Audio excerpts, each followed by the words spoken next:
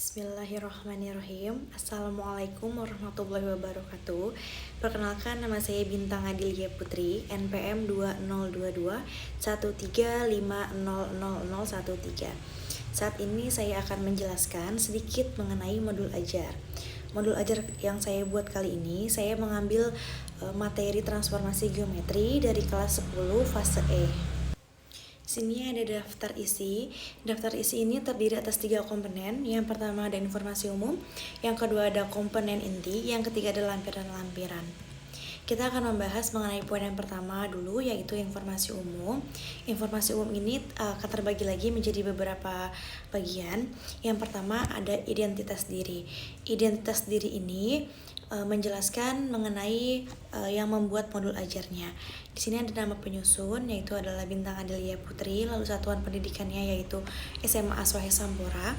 Mata pelajarannya ada matematika, kelasnya kelas 10, fasenya fase E. Lalu ada materi pokok dan submaterinya itu transformasi geometri.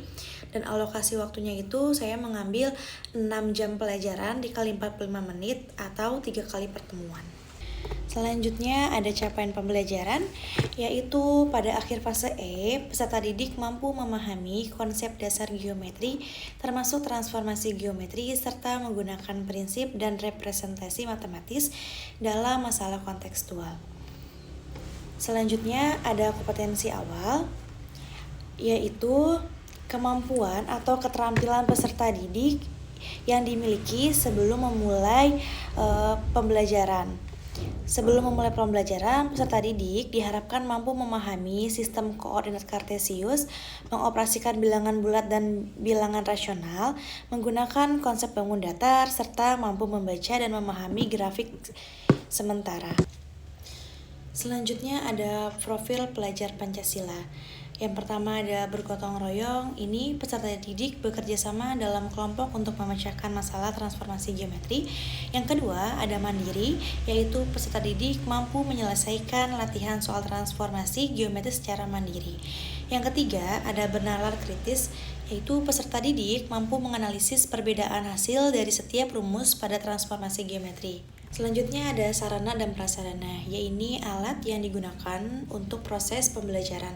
Yang pertama saya akan menggunakan laptop, yang kedua saya menggunakan kabel HDMI, yang ketiga proyektor, yang keempat ada speaker, lalu spidol, dan juga yang terakhir papan dan alat tulis.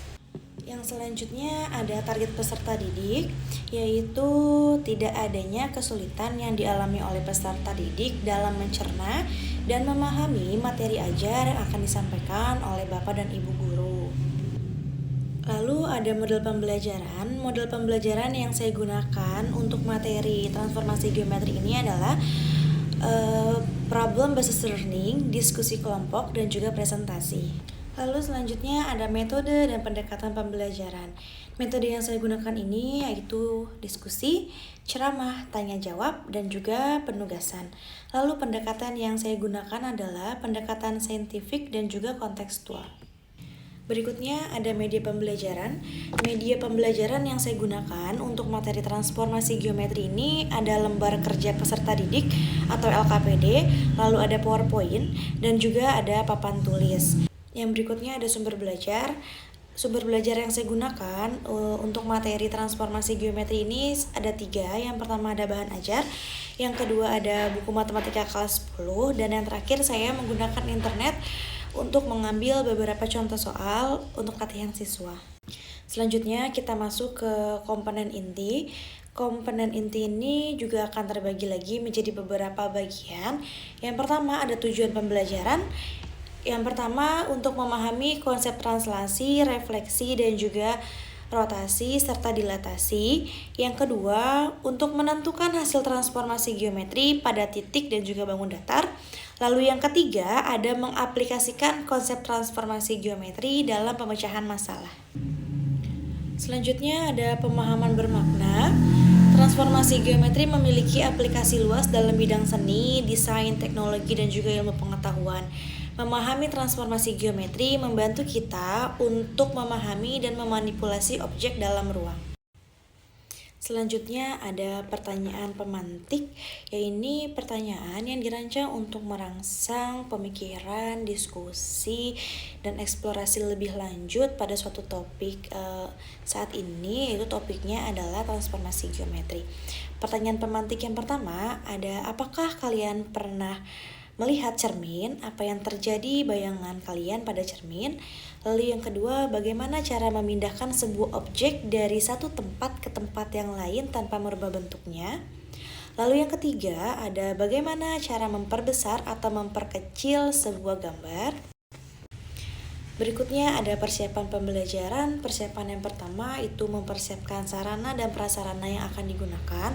Lalu yang kedua, mempersiapkan lembar kerja peserta didik atau LKPD. Selanjutnya kegiatan pembelajaran. Kegiatan pembelajaran ini akan terbagi menjadi 3 pertemuan. Di pertemuan pertama kita akan membahas mengenai translasi. Pertemuan kedua kita akan membahas mengenai refleksi. Di pertemuan terakhir atau pertemuan ketiga kita akan membahas mengenai rotasi dan juga dilatasi.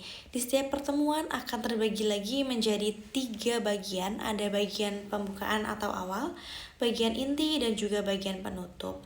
Di bagian awal ini saya mengambil 10 menit. Ya seperti biasa, guru memberikan salam dan mengajak peserta didik untuk berdoa bersama. Selanjutnya guru melakukan presensi kehadiran siswa.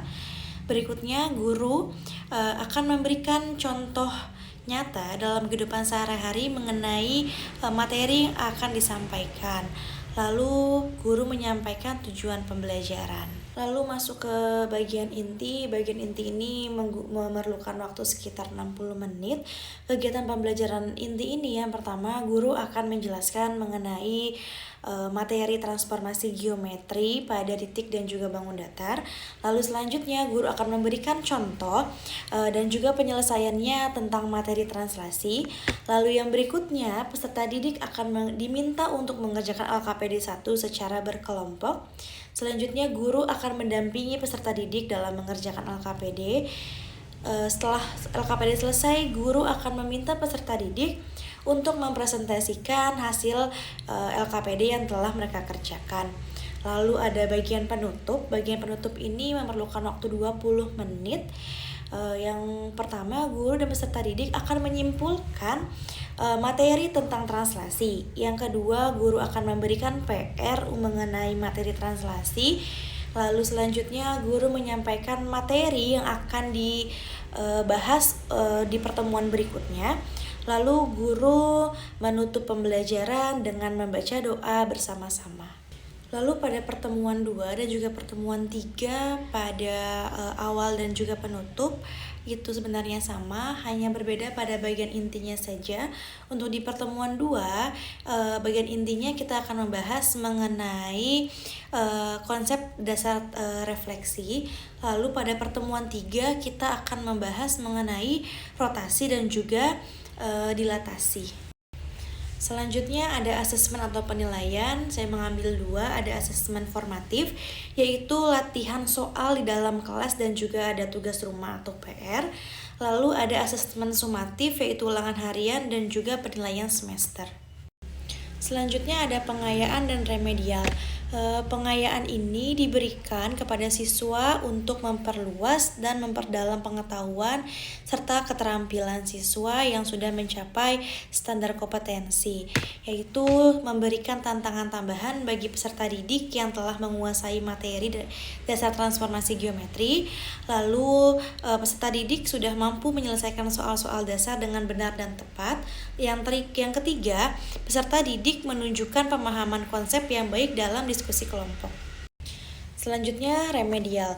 Remedial akan diberikan kepada peserta didik yang kesulitan dalam memahami materi. Satu, itu untuk membantu peserta didik yang mengalami kesulitan konsep transformasi geometri. Yang kedua, peserta didik yang belum mampu untuk menyelesaikan soal transformasi geometri dengan benar. Yang ketiga, peserta didik yang masih bingung dalam membedakan jenis-jenis transformasi geometri.